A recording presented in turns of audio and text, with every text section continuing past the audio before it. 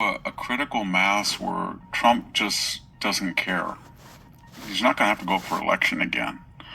So the whole Harvard Trump, Harvard Trump, Harvard Trump, Harvard Trump, I'm getting so tired of all my conservative fellow intellectuals. I'm not an intellectual, but pundits or whatever they are.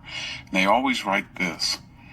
Well, yes, Harvard has culpability, but Donald Trump is using a blunderbuss.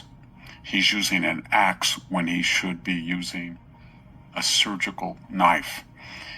And it's counterproductive because he says all kind of crazy things he'd like to trade. He's harming all of these wonderful programs. No, he's not.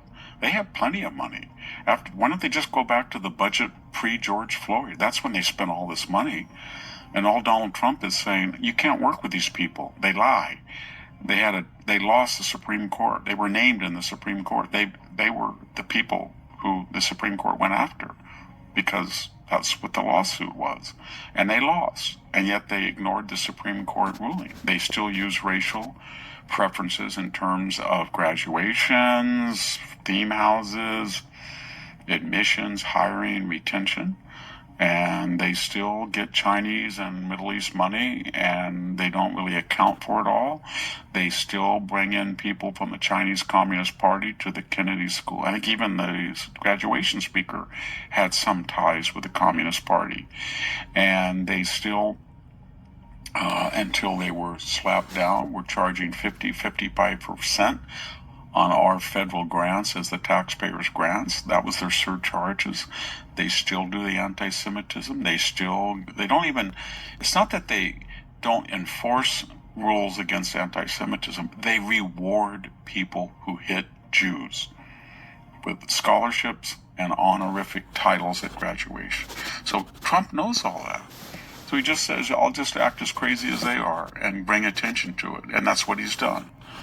And anybody who wants to defend all that is going to have a hard row. And that's not even getting into the other things that the education secretary and Trump are saying. 95% of the faculty are left-wing.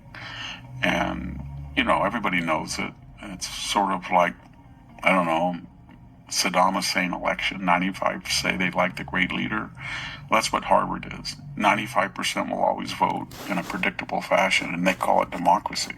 Well, Victor, since you've mentioned the two Chinese nationals that brought in the fungus that would cause blight on staple crops like wheat and I think corn and rye, that's part of the news today that